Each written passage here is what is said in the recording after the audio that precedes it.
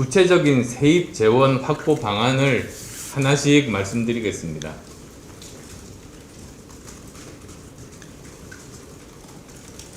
첫째로 부가가치세의 10%와 개별 소비세의 10%를 기본 세입 재원으로 삼아 매년 7조 원, 5년간은 35조 원 이상을 확보할 수 있습니다. 코로나19로 인한 주 피해 계층은 자영업자와 소상공인입니다.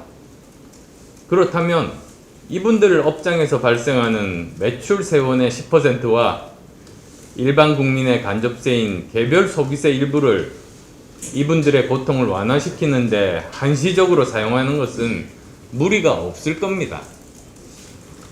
부가가치세는 2019년 70조 8천억 원, 2020년은 64조 9천억 원이었습니다. 또 개별 소비세는 2019년 9조 7천억 원, 2020년 9조 2천억 원이었습니다. 그래서 모두 합해서 10% 정도를 계산해 보면 매년 7조 원 이상의 세입 재원을 확보할 수 있습니다. 물론 부가가치세와 개별 소비세는 목적세가 아닌 보통세입니다. 특별회계에서 편입해 사용하려면 체계의 한시적인 임시 조정이 필요합니다. 그러나 지금은 비상 상황인 만큼 상황에 맞게 한시적인 특별 조치가 필요하다고 봅니다. 둘째로 정부 지출 구조조정을 통해서 매년 약 10조 원, 5년간 50조 원을 마련하는 겁니다. 정부 재정 사업을 평가해서 효과성 및 효율성이 낮은 사업에 대한 강도 높은 지출 구조 조정을 단행해야 합니다. 부서 운영비나 업무 추진비 등 경상 경비 축소하고 민간 보조나 출연금 정비 등으로 중앙정부가 긴축 재정에 나서고 지방자치단체가 따르도록 해야 합니다. 경직성 예산을 제외한 재량 사업비가 300조 원 정도인데요. 이 중에 5%만 구조조정하더라도 15조 원을 만들 수가 있으니 제가 말씀드린 10조 원 마련 충분히 가능하다고 생각합니다. 그리고 또 이미 정부가 지출구조 혁신으로 사업비 10조 원을 조정한 실적이 있다고 밝힌 바가 있습니다. 그러니까 가능한 일이죠. 따라서 차기 정부가 재정 절감 및 혁신 의지만 있다면 충분히 가능한 일이라고 생각합니다. 자, 세 번째입니다. 정부 인력에 대한 자연적인 구조조정을 통해서 매년 3조 원, 5년간 15조 원 이상을 확보할 수가 있습니다. 2022년 중앙정부 공무원 수가 75만 명을 넘을 것으로 추산되고 있습니다. 비교를 해보면 문재인 정부 출범 당시에는 공무원 수가 63만 1380명이었습니다. 5년 만에 12만 명 정도가 늘어난 겁니다. 중앙정부 공무원 인건비도 문정부 출범 시에 33조 4천억 원이었는데 지금 7조 6천억 원이 증가한 41조 원에 이르고 있습니다. 그래서 자연 퇴직 인력 그리고 신규 채용 규모의 조정 등 점진적 구조조정을 통해 공무원 수를 문재인 정부 이전으로 되돌려 놓는 것을 목표로 삼고 또 그 과정에서 감축된 예산을 코로나19 특별회계 재원으로 사용할 수 있는 겁니다. 네 번째입니다. 기업이 참여하는 민관합동 조세특례 평가위원회를 구성해서 조세제한 특례법상의 불필요한 조세특례를 일몰시키고 개별세법상 조세감면 정비를 통해서 매년 5조 원, 5년간 25조 원 이상을 만들어낼 수 있습니다. 문재인 정부의 기업 국세 감면액은 2017년 39조 7천억 원에서 2021년 56조 8천억 원으로 전망되어 연평균 9.4% 증가할 겁니다. 이게 어느 정도인가? 이게 국세 감면율 법정 한도를 초과하는 정도입니다.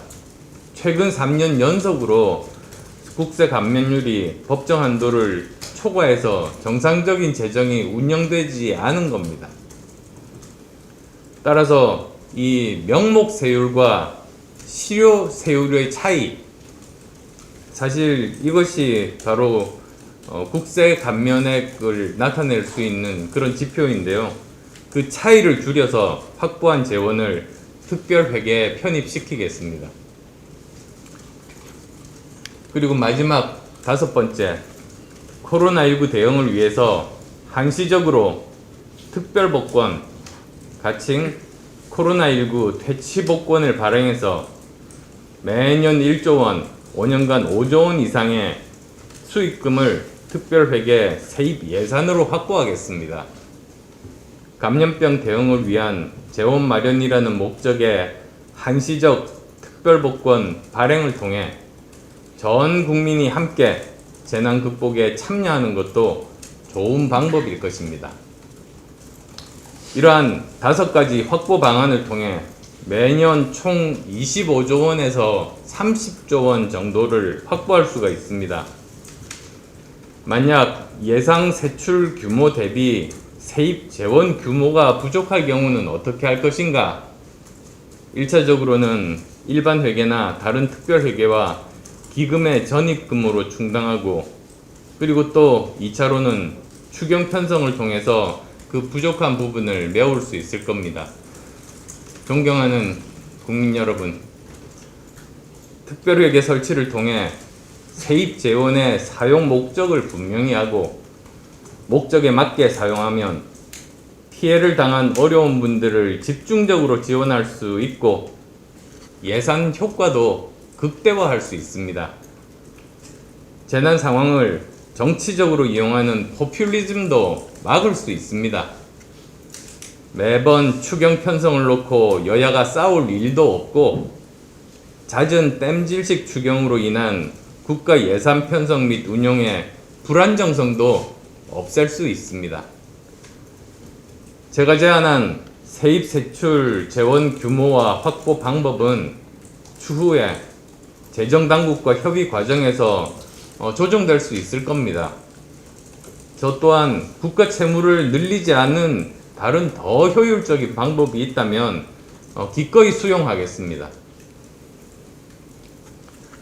무엇보다도 정부와 공공부문의 뼈를 깎는 절제와 헌신이 요구되는 시점입니다. 어려울수록 구조조정과 개혁이 필요하고 재난 재원은 국가 채무 증가를 최대한 억제하면서 마련해야 하는 것 아니겠습니까? 그래야 미래 세대에 빚을 떠넘기지 않을 수 있는 겁니다. 나라와 국민이 어려운데 국가 재정의 방만한 운영과 기득권은 그대로 둔 채로 새로 빚을 내서 재난 지원하자는 것, 절대로 올바른 방법 아닙니다. 우리 청년들 어깨에 감당할 수 없는 짐을 지우는 해서는 안 되는 일입니다. 지금은 효과적인 방역 대책과 함께 피해 계층에 대한 지속 가능한 재난 지원 대책을 만드는 것이 국가 최대의 정책 과제가 되었습니다. 제가 제안한 코로나19 특별회계 설치, 여기에 대한 정치권의 활발한 논의를 부탁드립니다. 선거는 선거고 재난 대응을 위한 여야 협력과 논의는 별도로 진행되어야 하며 때를 따질 이유가 없지 않겠습니까? 저 개인은 물론 특정 정치인이나 세력을 위한 논의가 아니라 국가와 국민 모두를 위한 것이기 때문입니다. 경청해 주셔서 감사합니다.